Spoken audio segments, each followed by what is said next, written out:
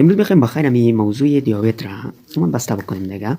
تداوی قطعی و درمان ریشه‌ای و روت تریتمنت برای از این ما نداره متاسفانه. مثلا یک واکسن باشه، یک دوای قطعی باشه، یا کاری باشه، یک چیزی باشه که از استفاده بکنه مریض من بهبودی پیدا بکنه. مریض شکر یک رژیم غذایی منظم داره که من اینها باید رو تعقیب بکنن، از او استفاده بکنن. باش امکان داره که حساسیتش از بین بره، زخم ایجاد میشه، زخم بهبودی پیدا نمیکنه، یا من یک ساعت من بیست شده، یا مریض شکر اسهالات و قبضیت متواتر می داشته باشه. شکر که چی به صورت اورالی من دوا را بگیرن، چی به صورت انجکشن دوا را بگیرن، انسولین بگیرن. اینا اکثرا طبیعتا فامیل های مختلف دوایی نزد از اینا مطرح می باشه.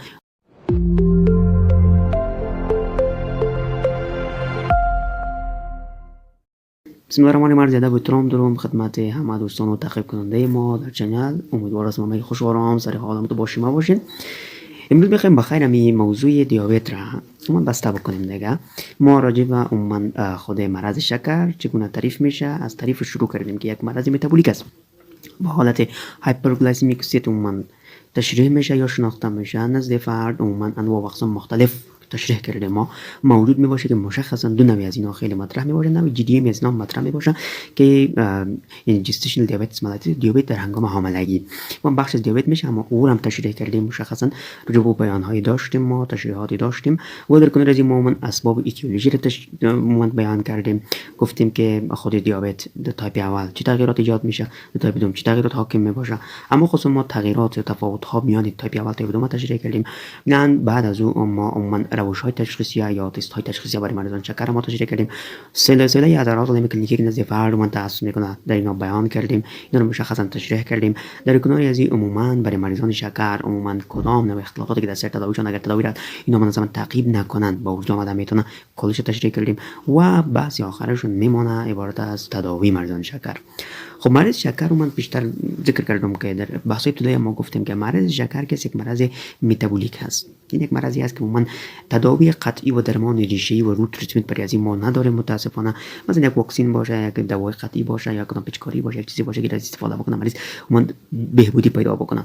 نظر به ایتیولوژی که ما قبلا ذکر کردیم مرض شکر امکان داره که ارثی باشه، میتونه که سر فاکتور محیطی باشه و اساساً فاکتورهای هستن یا پردیسپوزینگ فاکتورها میباشن یا غیر قابل تعدیل و قابل تعدیل میباشن. خب طبیعتا دیگه مثلا عموما نزد افراد فاکتورهایی که قابل تعدیل میباشن مثل اینکه فشار بدنشان باشه، اینا میشه که تحت کنترل باشه، تحت مدیریت باشه و بتونه که از طریق من شکر خود را کنترل بکنه. فاکتورهای محیطی میتونه که مریض کنترل بکنه، مثلا وزن خود کم بکنه، در پالی فشار خود مدیریت بکنه، در پالی عموما از پرخوری ها، از بدپریزی ها، از نگرفتن دوای خود، از عدم ورزش گپا عموما جلوگیری بکنه، بدون شکرش تحت کنترل میاد.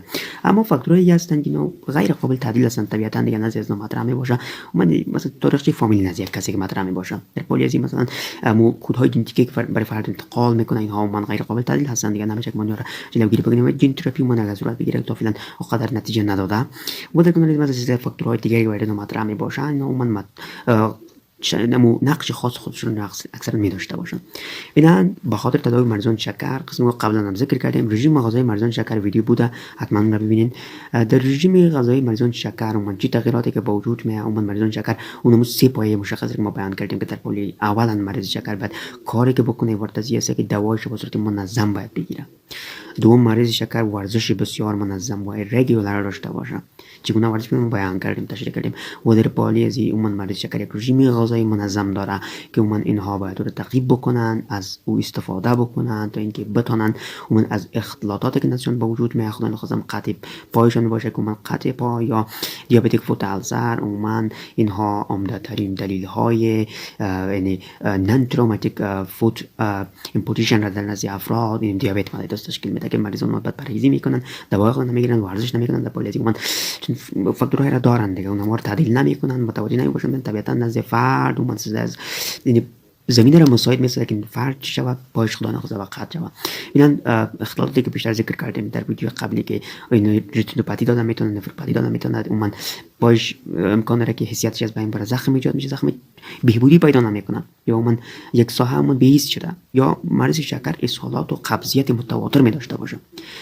اینا میا عموما اعراض علائم یا مثلا مریضان پولیوریا، پولیفاجیا، پولیدیپسیا می داشته باشن. این مثل اعراض علائم کلینیکی عموما که با وجود میاد در سایر بدپریزی یا مریض شکر ما با وجود آمده میاد. اگر مریض شکر این سه تا مشخصات سه پای کلینیکی را اگر میاد طی بکنن، یکی نوع ورزش منظم بکنن، رژیم غذایی منظم را رعایت بکنن و در پالی دوا بگیرن بگیرن. دوایشون میتونه که اورالی باشه، از طریق دهن بگیرن. در قدم های اول میشه که از طریق دهن مثلا یک قلم دو قلم دوا رو بگیرن استفاده بکنن، جور میشه، نقص می داشته باشه. تداوی چنج ما شکرشون ما تحت کنترل میاره. و اگر بوی نشد ما برشون انجکشن یا مردم عادی برش واکسین میگن، انسولین تزریق میکنیم. طبیعتا دیگه فردی که انسولین میگیره ما در ویدیویی که مربوط به مریضان شکر تغذیهشون باشه یا رژیم غذاییشون باشه ذکر کردیم، گفتیم که مریضان شکر وقتی که انسولین میگیرن دیگه نیازی نه به بد پرهیزی و پا نمیده، ولی در نظر بگیرن اما مینتیننس غذایی را، ولی رژیم غذایی از اینا عموما باید منظم باشه. و مریضی که انسولین میگیره اینا نباید هرگز عموما اینا خودشون مثلا خود بازی بتن فریب بتن که من اشتیا ندارم یا خودت نمیشه چی بود.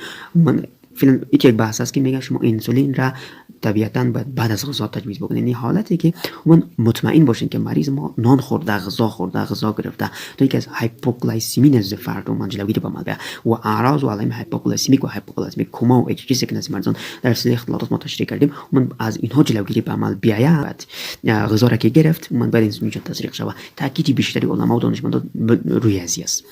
اینا در قسمت تداوی مریضان شکر که چی به صورت اورلی اومن دوا را بگیرن، چی به صورت انجکشن دوا را بگیرن، انسولین بگیرن، اینا اکثرا طبیعتا فامیل های مختلف دوایی نزد از اینا مطرح می باشه و اینها را من به مدت یک سرسری نامشان را میگیریم. اینا بحث طبی است و قدر یعنی وارد جزئیات موضوع نمیشیم چون که موضوع طولانی میشه و بعض از حوصله یا برنامه خارج می باشه. عزیزان گرامی، بحث مرض شکر را، دیابت ملایتوس را یا مرض دی ام را یا شکر دیابت قندی را ما از همین اول شروع کردیم تا به پایانش که تداوی باشه، همین تعریف شروع کرده تا به تداوی از اون مکملا ما رسوندیم.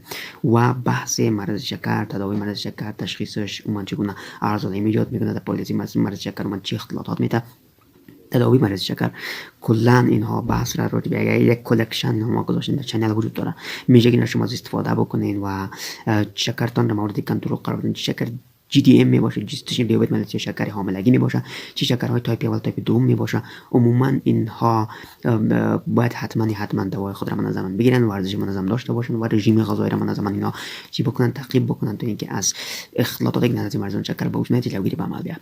و بازم ذکر میکنیم که مرض دی ام تایپ اول قسمی که در اختلالات چون بیان کردیم و در سایر موارد دیگر، مریضانی که دی ام تایپ اول میباشن وابسته به انسولین میباشن، اینا انسولین خود را نباید قضا بکنن. و مریضایی که تایپ دوم میباشه امکان را با دوای دهانی یا اورال مدیکیشنز اینا مورد مدیریت و منیجمنت قرار بگیرن. اگر با دوای اورالی مورد منیجمنت قرار نگرفتن باید برای از اینا عموما انسولین هم تجویز میشه. ولی مریضانی که تایپ دوم باشه اینا اکثرا با مرور زمان کتابامون میگه که اینها هم نیاز به انسولین پیدا میکنن. ولی در مجموع خیلی خوب است که اما سه پایه را بازم تاکید میکنم، ورزش منظم، اکسرسایز بکنین. برادر همین 30 دقیقه تا 45 دقیقه در 24 ساعت شما ورزش بکنین. به مخاطر هم هست که مشخصا ما شما میشه که در اهمیت ورزش رو ما از دید اسلام، از منظر دین ما بیان میکنیم ان شاء الله. این شما ببینید باشین باز در برنامه بعدی.